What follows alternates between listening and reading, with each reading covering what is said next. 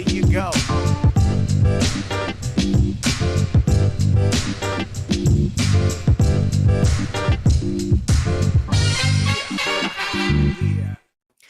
Undefeated. That's the nothing personal word of the day. It is Monday, April 8th, 2024.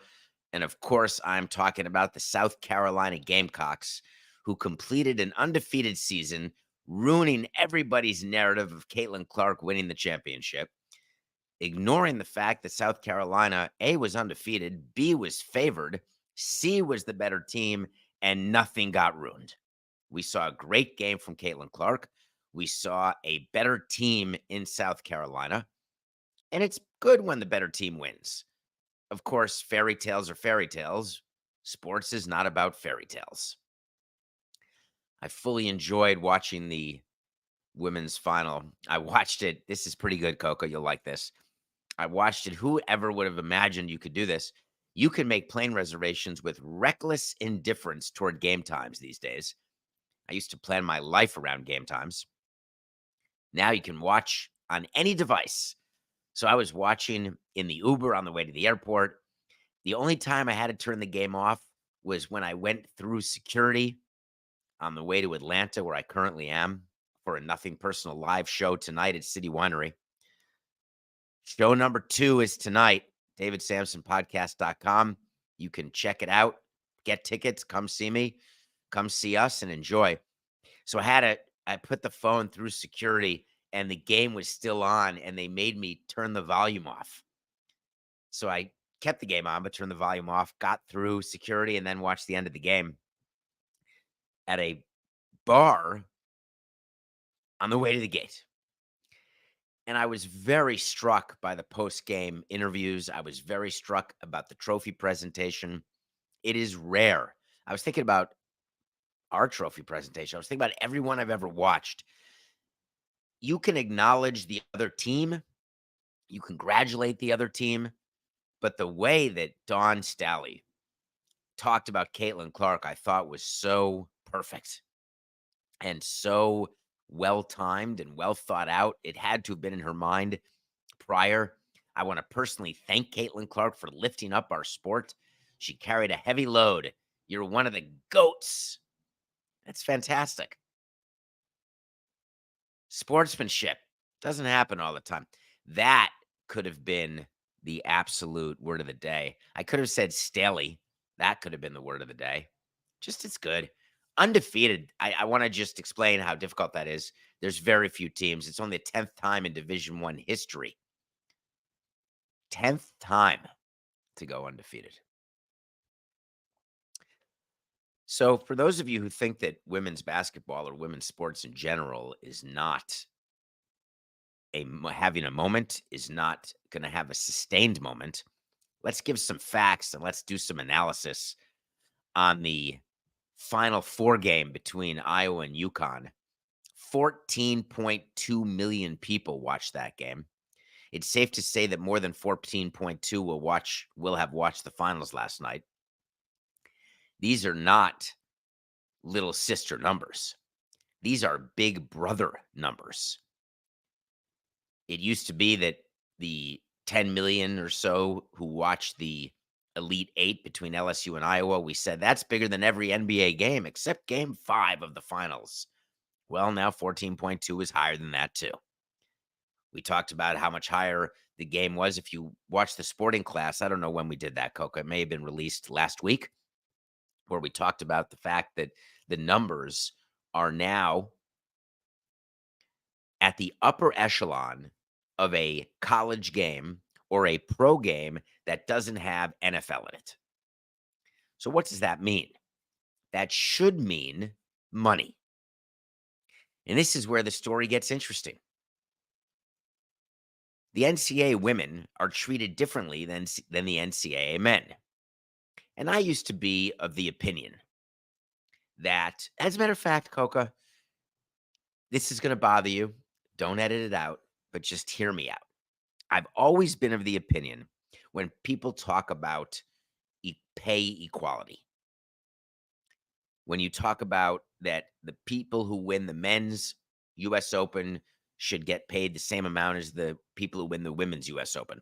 When you talk about men's World Cup versus women's World Cup, I've always asked people to just follow the money. I completely agree with gender equality, but I agree even more, and I genuflect more toward the money principle than the equality principle when it comes to pay.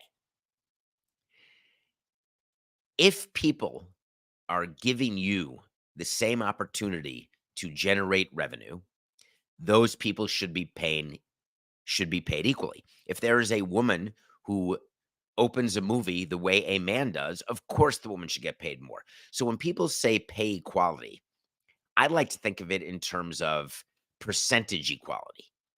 There is no reason that a woman should make a smaller percentage than a man, a top woman versus a top man, assuming that the revenue's the same. Greta Gerwig can be the director of a $1 billion movie. She ought to get the same paycheck as a male director of a $1 billion movie. Hard stop. But a woman directing a movie that makes 10 million should not make as much as a man where you gross $1 billion, and the other way is the case as well. In the NCAA, it's been very interesting in that the men get a piece of the broadcast pie. The teams, the schools, when I say the men, it's interesting.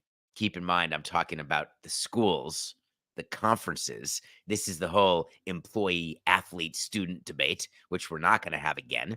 But suffice it to say, NIL has helped level that playing field. It's helped people get money who are helping get money for the parent company. I look at the schools as the parent company, and I look at the conferences as the head of the conglomerate.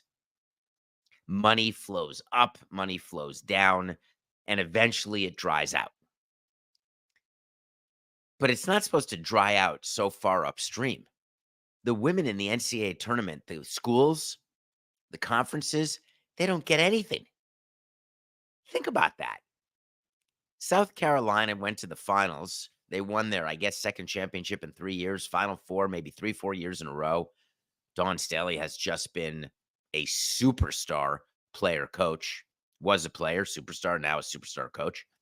Caitlin Clark, 4 years of success at Iowa. And Iowa doesn't get the benefit of that. Now, I'm not talking about boosters. I'm not talking about ticket revenue where they can increase their prices. I'm specifically discussing about national tournament broadcast money. Do you remember we talked on the sporting class with John Skipper and maybe on Nothing Personal too, that ESPN signed that huge broadcast deal where they were going to start covering like 40 different sports and they were paying just under $1 billion over 8 years? And women's basketball was the keystone of that deal. So ESPN now has the women's NCAA tournament. Well, Charlie Baker, the head of the NCAA, in a late effort to maintain power and maintain control and maintain his job, said that he wants to be a part of women fighting for equality. He wants the women to start getting paid money. Start those schools and conferences getting money from the conference. And he said, I am aiming at 2024-25 to start getting money to schools. Charlie, I appreciate that that's what you're aiming for. You know, that's the first year of this new contract where ESPN is paying $115 million a year. I'd like to see you a little stronger than just aiming. How about announcing a structure, a formula? How about announcing a conclusion?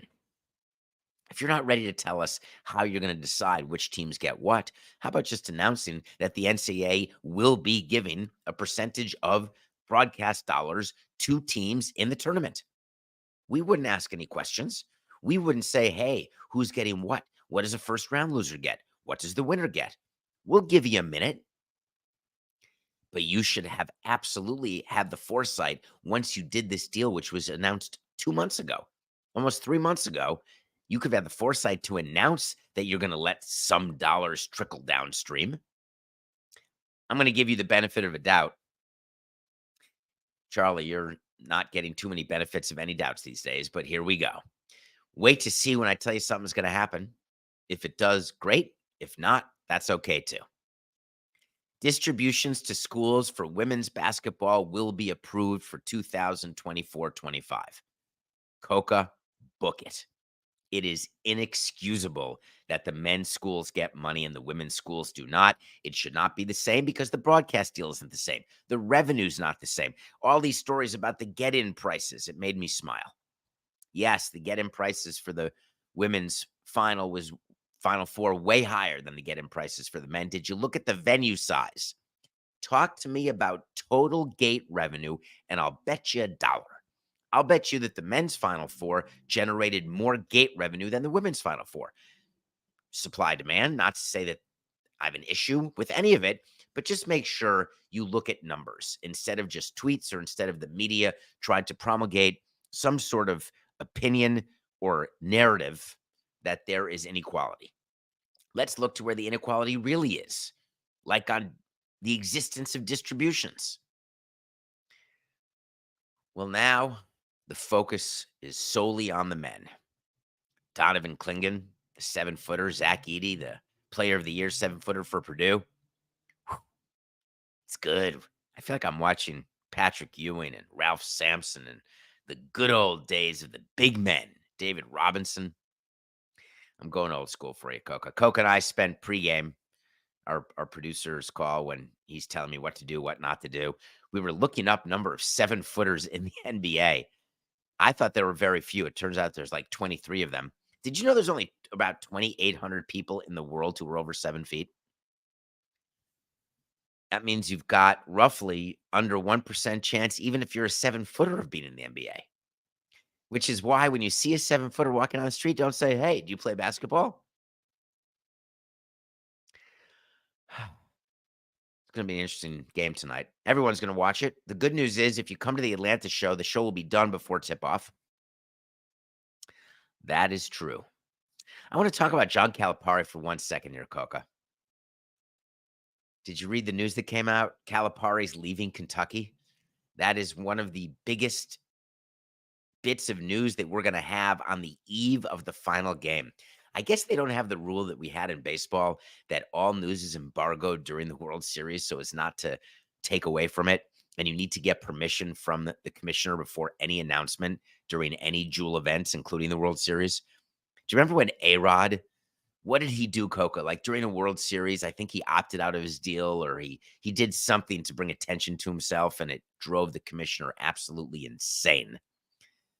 Well, I can't imagine that the NCAA is happy that this news is taking place, but John Calipari is finalizing a 5-year deal to coach Arkansas. He's leaving Kentucky for Arkansas. So I think that we really need to dig deep into that. Do you think that Arkansas is a better program than Kentucky? Do you know that his deal with Kentucky had about $33 million left on it? And that if Kentucky, a lot of talk when Kentucky lost early in this tournament, they were going to fire him. And I thought that was absolute ridiculousness. Why would you pay him $33 million not to coach? I don't think there's any benefit to that. There's no benefit to assuage your fans or the media or to placate anybody when you owe $33 million. But a little known provision is that if he just quits, then you don't owe him anything. So if Kentucky is trying to get rid of him and they got him to quit and go to Arkansas, that feels like a win-win. When you've got a provision like a buyout in your contract, it is a powerful tool because you get to go to a school, you get to tamper with whoever you want to. So imagine the conversation with the boosters of Arkansas, and they're pretty well-known boosters. I think Coca told me it's the Walton family. I think it could be Jerry Jones, and it could be the Tyson, as in Tyson Foods. God knows all of you eat a lot of chicken. Imagine going there and saying, listen, I can stay in Kentucky and get 33 mil, or I can go to you. But if I'm going to go to you, I'm going to need at least 33 mil. But here's what else I'm going to need. I'm going to need a big, and I mean really big, powerful, juicy fund for NIL. Give me that. They said, how's $5 million? He said, good start. I'm going to want more than that. Then you're going to have to pay me more than the $33 million that I got. And on top of that, every single person I work with, my staff, probably his trainers, maybe the players, we're going to all come to Arkansas. If I'm negotiating a deal with a coach these days, I'm negotiating a very clear non-compete clause, which says that if you leave us, that's fine, but you're not bringing one staff member and you're not bringing one player. And if you do bring a staff member or player because they quit or enter the portal, then you owe me $3 million for every person who leaves our program.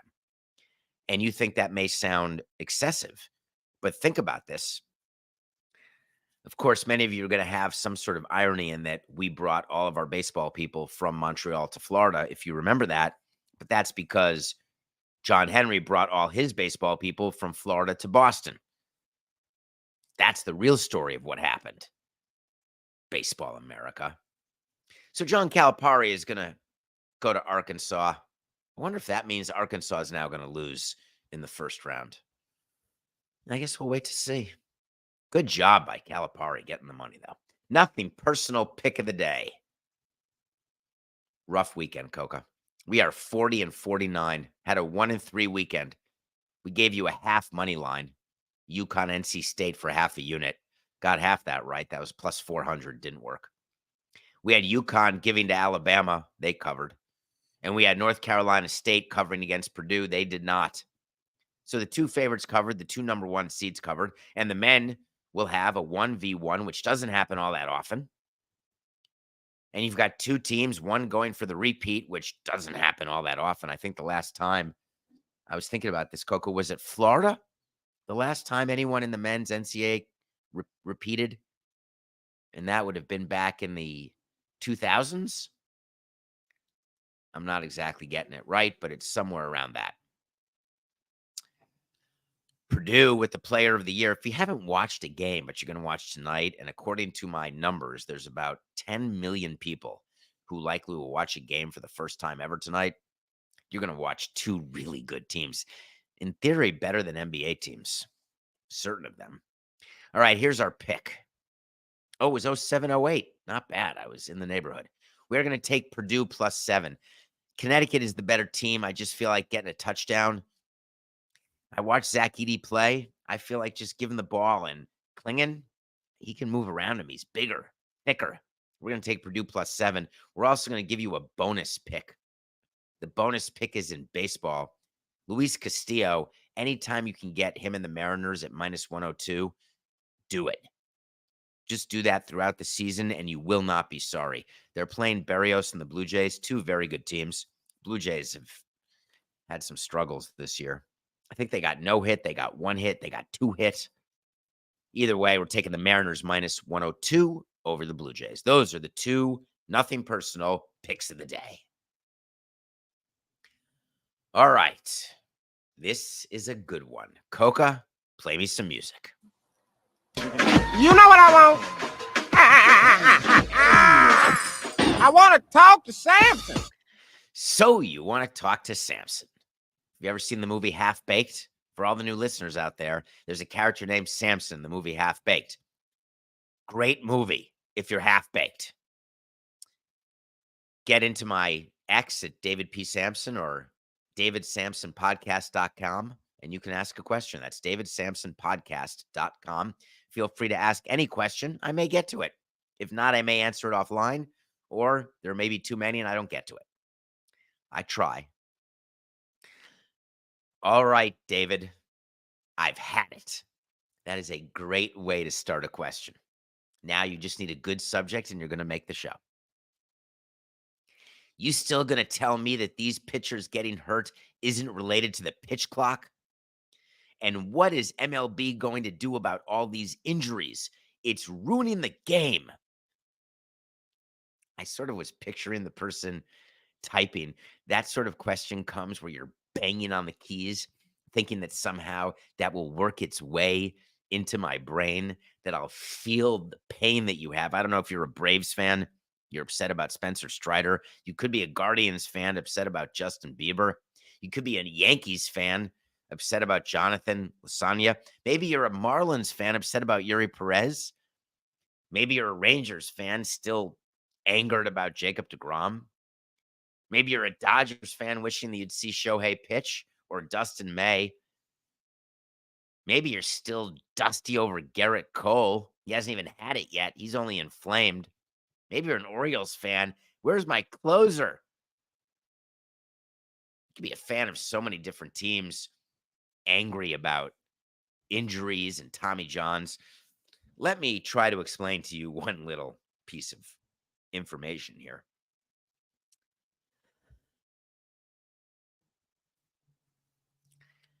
The Players Union wants you all to believe that the pitch clock is responsible for all of these Tommy Johns going on in baseball. They don't believe that. The reason they're telling you that is labor. They're unhappy with the labor deal. They're unhappy with the lack of control over the competition committee. The competition committee could have ruled that there was going to be a solar eclipse today, and the Players Union would release a statement saying, we do not agree that there is a solar eclipse today. The reason why they released a statement yesterday, and they released quite a statement. This is Tony Clark releasing a statement about Tommy John and the relationship between Tommy John and pitch clock. Remember when the pitch clock came to be, the players weren't happy. Remember when MLB lowered the time in between pitches with nobody on base from to 18 seconds, or with someone on base to 18 seconds, with no one on base to 18 seconds, 4-8-69 with no one on base to 18 seconds. They were angry. They did statements saying, we did not approve this. We did not vote for this. We believe this should be studied. This is outrageous. Meanwhile, the number of times there were violations, de minimis. Meanwhile, no correlation between pitch clock and injury. So they say, despite unanimous player opposition and significant concerns regarding health and safety, the commissioner's office reduced the length of the pitch clock last December, one season removed from imposing the most significant rule change in decades. Since then, our concerns about the health impacts of reduced recovery time have only intensified. The league's unwillingness thus far to acknowledge or study the effects of these profound changes is an unprecedented threat to our game and its most valuable asset, the players. Tony, I appreciate that you're trying to get people to focus on the fact that there's real problems going on inside of your union. I also appreciate the fact that you're trying to make sure that you're satisfying some of your agents. I also appreciate the fact that you're taking care of a small group of your constituents. The problem is you don't have the facts. MLB has absolutely studied this. They continue to study this, and so far, no correlation. Here's the correlation that has already been proven because it existed in my time. Velocity. Chasing velocity gets you hurt. If you go back to interviews I did as president of the Marlins, when we acquired Matt Lindstrom, who threw 100 when it was rare for anyone to throw 100. It is an arm injury waiting to happen. Spin rates, all of the analytics, all of these people who go to Driveline, all these people who basically study their pitches, look pitch to pitch and say, all right, we need to get this amount of spin. We need to hold the ball harder. We need to snap our elbow more. And by the way, we need to throw 100. These are not natural moves for an arm or a pitcher. And there's only a limited number of pitches you can make before your arm's going to fall off. MLB, unfortunately, knows that the union made this statement from a labor perspective solely, but they had to respond. And the reason they had to respond was from a labor perspective. That's the thing when you're doing a collective bargaining agreement, and make no mistake, just because they're in the middle of quote unquote labor peace, they are still negotiating a new labor deal. They're not at the table. They're not exchanging proposals, but every public statement made, every action made, we would sit inside the commissioner's office and talk about the labor deal and say, all right, we have to maintain these rights, these rights. Don't forget, you've got those rights. Make sure you don't let those go. Like spending money just so you can get rid of your budget, so you can get new budget at the end of the year. Doesn't matter what you spend it on, just spend it to say you spent it. Teams have to exploit all of their rights. They have to make sure that all of their obligations are fulfilled, that the players are doing everything they're supposed to do because the players are following the agreement and doing the same thing. So MLB makes the statement that says this statement, referring to Tony Clark's statement, ignores the evidence and much more significant long-term trend over multiple decades of velocity and spin increases that are highly correlated with arm injuries. Now, you might think I'm a management hack. That was my previous life. I want to take you inside a clubhouse. I want to take you inside the mind of a pitcher. I want to take you inside how much pressure a player feels to get to arbitration, to get to free agency, to make a team. Am I to blame? I'll take my share of the blame. I will tell you that we tell pitchers, hey, you want to make the team, you got to get outs. We want some early contact. We want velocity. We want spin. Look, we're evaluating you. You're not making the big leagues because of X, Y, and Z. Here's X, Y, and Z. And players say, I might as well do it. It's the reason why young players are willing to take steroids. What's the difference? If I don't get caught, I can make the big leagues. If I do get caught, I'm back to doing what I was doing. I can make the big leagues, get major league service time if I get Tommy John. Does it impact my arbitration? Yeah, but I'll recover. I'll be fine. There's a 90 to 95% recovery rate for Tommy John, and you're getting major league service time and major league pay. Now, does Yuri Perez want to get Tommy John when he's this young? Get it over with.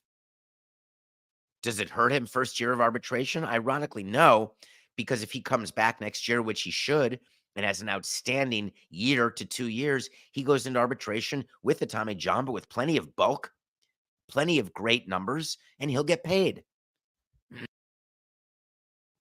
If you're one of the players who doesn't get Tommy John, even better. The problem is, what happens if you get your second Tommy John?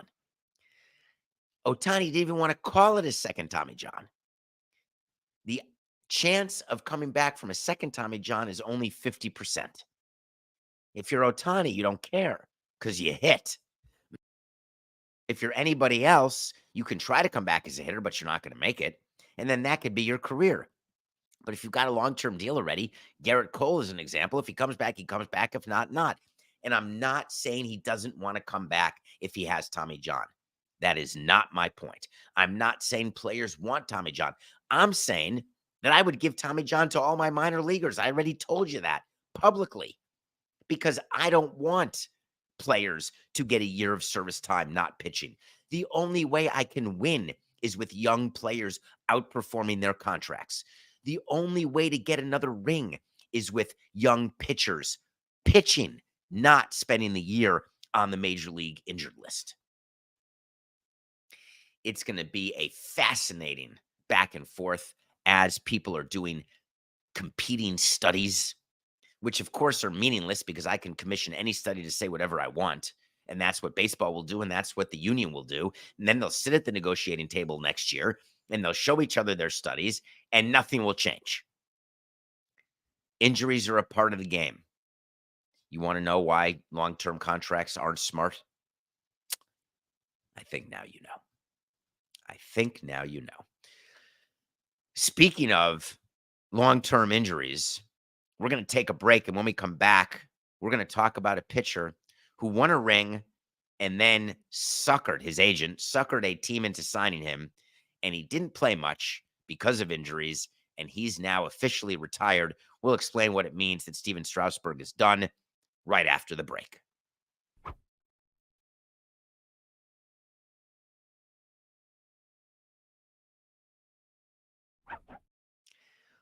Welcome back to Nothing Personal. It's David Samson. Matt Coca and I come to you every Monday to Friday, 8 a.m. Eastern, back on the East Coast. So it is actually 8:30 a.m. off a 2-day stint filling in for Rich Eisen last week. In Atlanta today, doing a live show, 7:30 p.m. at City Winery. We released the live show from Philadelphia this past weekend, so you can check that out. There's another one tonight, and then we'll be in Boston on Wednesday. That's my schedule this week. Plenty to talk about in Atlanta and in Boston, that is for sure. And I'm looking forward to seeing you all there. While my schedule has been interesting, there's one thing that I won't stop doing. Still watch a movie every day, watch a TV show. Saturday, can't remember which day, I watched the entire season 2 of Life and Beth with Amy Schumer and Michael Cera. I reviewed season 1 either here or on Levitard. I can't remember, but you can go to davidsamsonpodcast.com, and we've got a document that shows every movie or show I've ever reviewed. Season 2 was better than season 1. It is Amy Schumer. It is her marriage to Michael. It is their pregnancy. It is her relationship with her sister. It is her relationship with her husband. Her husband in this is based on her husband in real life. It is funny. It's poignant. It's emotional, and it's real. So some of you, me included, no, I'm going to take that back. Let me do that better for you, Coca. 4869. When I watch movies or shows, I like feeling. I like the emotionality of it. I like crying. What I don't like watching is conflict. While I loved Marriage Story, it was upsetting to watch. When siblings fight, it gets me. I watch it, but it gets me. When spouses fight, I watch it, but it gets me. The fighting in Life and Beth is done in a way that is so real and so interesting that it actually makes you feel better about the things that you think, knowing that you're not alone. It's good not to be alone. Life and Beth, season 2. Check it out. Steven Strasburg has plenty of time to watch Life and Beth. As a matter of fact, he has time to watch every movie that I've ever reviewed in 1,027 episodes. Steven Strasburg is the former pitcher for the Washington Nationals.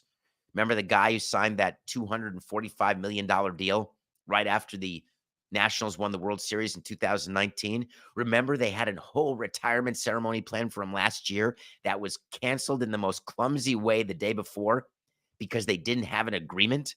And Scott Boras and Steven Strasburg came out and said, hey, he's not retired. And then the Nationals came out and said, hey, then report. I told you earlier this year that they had made a locker for him during spring training because they were still fighting with him. And they asked him, oh, we love you so much, Steven. Please come teach our young pitchers. And I told you that was total poppycock. And it was. Strasburg never showed up. Well, they finally have an agreement, and he is now officially retired. What do you think that agreement is? He's owed $105 million. Do you know what you're not allowed to do in baseball?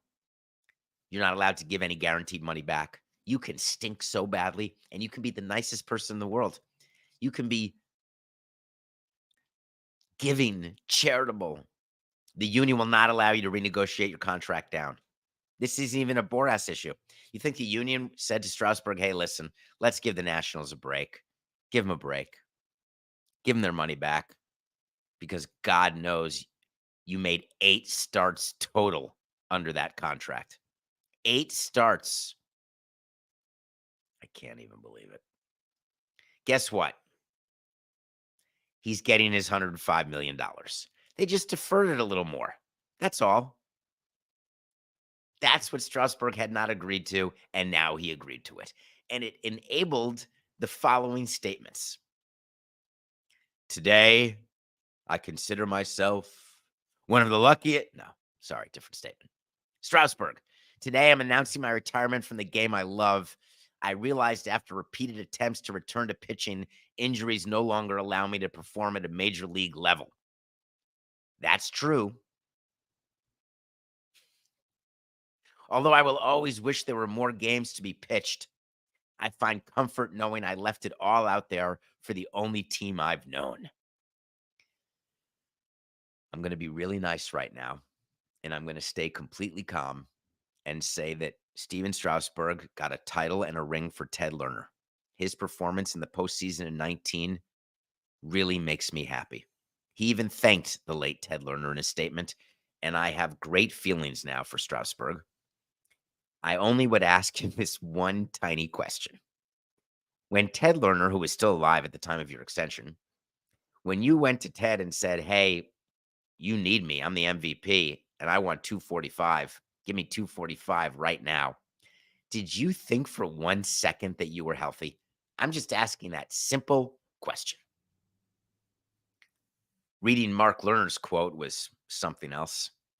He's now the owner after his dad died, or the controlling owner. It was a privilege to watch him grow as a player and a person throughout his illustrious career.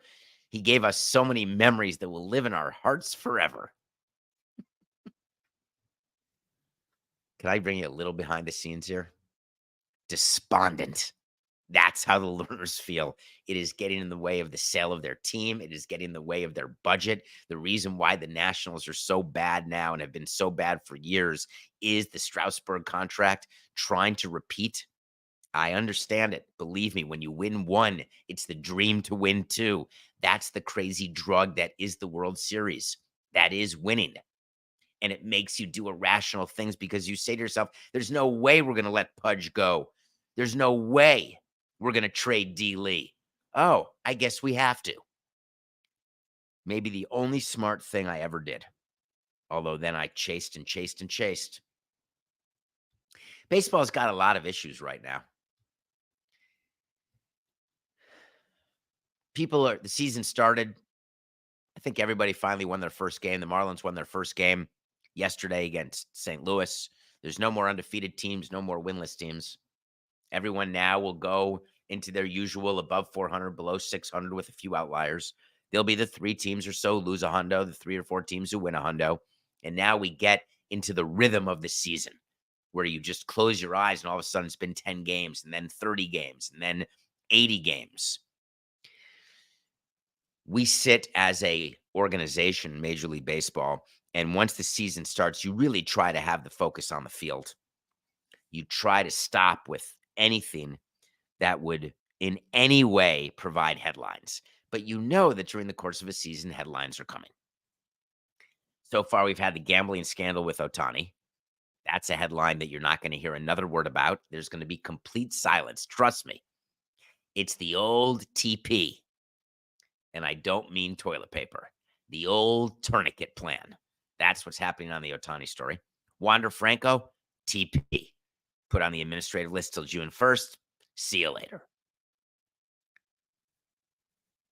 Uniform controversy. TP. Don't acknowledge the fact that we can see the sweat. Don't acknowledge the uniforms don't match. Have Nike and Fanatics do a statement. Hey, we're looking, we're working, we're going into the lab, but nope, we're not going to talk about it. Oakland. Nope. The next thing you hear from Oakland, they got the Sacramento deal announced. The next thing you'll hear is nothing but positive, whether it's a ballpark deal in Vegas, whether it is the improvements done in Sacramento, whatever the case is, you're not going to hear a word of negativity on the Oakland situation. The statements on the pitch clock that we talked about, nightmare. MLB doesn't want to engage in that. They had to respond because of the idiocy of the player statement. But you make the statement, then you leave it alone. So there's been a few things. There's a couple things that I haven't mentioned, and I want to give you an overarching theme here. Number one, we control our broadcasters. Whether it's the regional sports network who hires them, we have say over who it is. We have say over the salary, and we have say over what they say. There have been issues with broadcasters in the past. players listen, owners listen, presidents listen, because they are our brand. When they talk, you listen, and you think that they are doing it on our behalf. I don't know if you saw this, but it was quite staggering what the Angels announcers did this weekend. Wayne Randazzo went off the rails with his unhappiness toward baseball. He was angry about Nolan Schanuel, which I want to talk about, but he then went into all of the issues that are happening in baseball. And it was a viral rant. Negative story after negative story, scandal after scandal, a fiasco in Oakland. You have these ridiculous looking jerseys. You have the MLBA challenging the league about the pitch clock today because of the constant pitcher injuries. Not to mention your global superstar is embroiled in a betting scandal. And he's still going. But on top of all that, you have a young player, he's talking about Nolan, trying to make a name for himself, who's come up and reached base safely in every single game he's played. And the league allows this scoring change to go on to end his streak. Kill this story. It is an absurdity. Couple things here, Coca. One, after the game, I'm going in to speak to him, the broadcaster, and I'm telling him that is unacceptable. Don't do it again. Don't rant against baseball, because I'm going to get a call from the commissioner's office. This wouldn't be the commissioner directly. He would send one of his lieutenants to call me and say, hey, control your people. The commissioner reserves himself for when it's really bad, but in this case, he would just say, control your people. I would go to the broadcaster, and I'm not going to suspend you. I'm not going to fire you, but don't ever do that again. You can give credibility to the story you really wanted to say. Explain to the fans what happened with Nolan Schanuel. Explain to our listeners how a scoring change happens. Well, here's how it happens. He had entered a game Saturday. He had reached base, which means you either get hit by pitch, a hit, or a walk. Errors don't count. Hit, walk, hit by pitch. That's reaching safely. Do you know that he had reached base in every game of his career? He had a 36-game streak, the third longest streak in history. But then, to start it, I assume that means to start a career.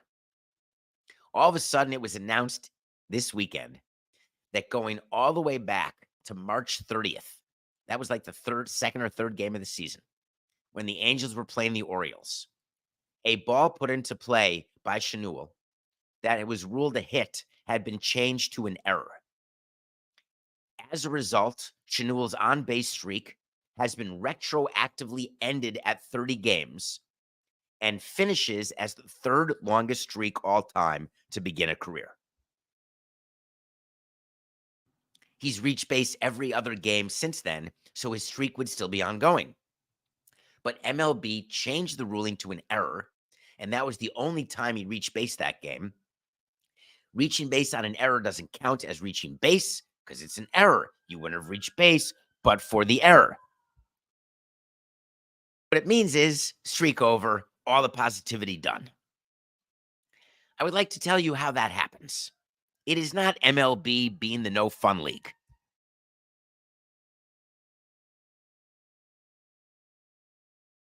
It is actually MLB responding to an inquiry made by the Orioles. Now, who would do that? Do you know that if a play goes from a hit to an error, that someone's earned run average goes down? That's good for their career. Do you know that when a hit becomes an error, then all of a sudden your earned run average is down, but the infielder now has the error? So your infield coach is calling to say, that's not an error, that's a hit. Your pitching coach is calling to say, hey, that's an error, that's not a hit. And it's up to your manager to decide, are you going to appeal this? Now, during a game, we've had our infield coach call the press box to the official scorer. Pitching coaches, everybody's calling, are you going to rule that a hit or an error? Because infield coaches want as few errors as possible. Pitching coaches want as few earned runs as possible. Team presidents want to win games. So in this case, baseball doesn't look at a replay of every single game, every single play, and say, oh no, I think we're going to overrule the official score there. No. Baseball receives a call, and when you receive a call, you have to look at it. And when you look at it, it's a committee that's not just MLB. They don't have sole control over it. And a play is a play is a play. It's like the moving screen in the Connecticut game against Iowa in the women's Final Four. If it's a call, it's a call. The old story of look at the circumstance. Don't call foul in the last play of the game. Don't call moving screen like that. Don't call an error because he's got an on-base streak. That's not how we do it in professional sports. That's not how referees or umpires are taught. They're taught to call what they see, regardless of situation. Does it always work? Not exactly. Okay. You know the thing about social media? I never had to worry so much. Back in my day, I had to worry about Logan Morrison. What's up, Logan? He and I still laugh about that. Early adopter to Twitter. Now, as a team executive, I'm thinking about social media all the time. I'm thinking about Twitter and who's saying what. Is it players speaking for themselves? Is it agents speaking? I'm the San Diego Padres, and now I'm worried about what Boras is telling people. I'm dealing with the death of my principal owner, Peter Seidler. I'm dealing with a payroll that we had to cut by $80 million because we overspent and didn't win, and we sold out. We have great revenue, but we're not the Dodgers. And the Dodgers this offseason made it even more clear. Hey, we're the Dodgers. You're not. So you better stop it. You know that Scott Boras has people in media who he uses for information, to get information, to give information. Scott Boras wants to get out there, the whole Juan Soto situation, because he's already concerned that what he turned down from the Nationals, congratulations, Washington, you're lucky. He turned down $440 million from the Nationals, and after Soto starts the season in pinstripes, people are saying, oh, he could be $500 million, he could be more. It's not going to happen that way. Shohei Ohtani was only, according to the union and present value calculations, about $460 million, and he's a two-way player. I will tell you now that Juan Soto will not get $500 million. Now, he could do it the way Ohtani did it. He could get $800 million payable over 50 years. Could do that. Then Boras can say, I've got the record. I've gotten the most notional dollars. Believe me, he cares about things like that. He's paying attention. Furious that Ohtani got $700 million. Do you know that Boras this weekend said, and he told John Heyman of the Post this, he said Peter Seidler called about wanting to pursue Soto, and there were discussions about wanting to keep him. And unfortunately, it did not work out because of Seidler's health. He's dead. So here's what we're supposed to believe happened. Peter Seidler called. We all know that Soto was being traded. We told you that and nothing personal. Scott Boras during the winter meetings told you, no, I just spoke to the front office of San Diego and Soto is right in their lineup. He is staying there. And then he was traded. Now Boras is so happy he's at the top, number 2 in the Yankees lineup. He wants to get a deal done with the Yankees. Not going to happen. They need pitching, not another $400 million position player. So Boras now has to get it out there. Hey, listen, there's already a team that valued Soto where I value him. It just so happens he got sick and died. But for that, he'd still be a Padre and he would have signed long term. Well, I can bring you inside the Padres and tell you that's not the case. I like the narrative, though. It's a good one. Why would Boras talk about what a dead person said? There's no way to prove it wrong. And the Padres, they can't talk about Soto. He's not their player anymore. If I were the Padres front office, I would leak it right now. I would get it out. Sources only. I can do a source. Sources only. There were no conversations about a long-term deal with Juan Soto. We wish him the best. Although I have to say they, not we, because it'd be a source. I'm fascinated by it. And so here's how it's going to end. It's going to end with Scott Boras publicly throughout the course of the season talking about the willingness to do a long-term deal. He's going to look right at Brian Cashman and say, hey, you need him. It's just business. This is nothing personal.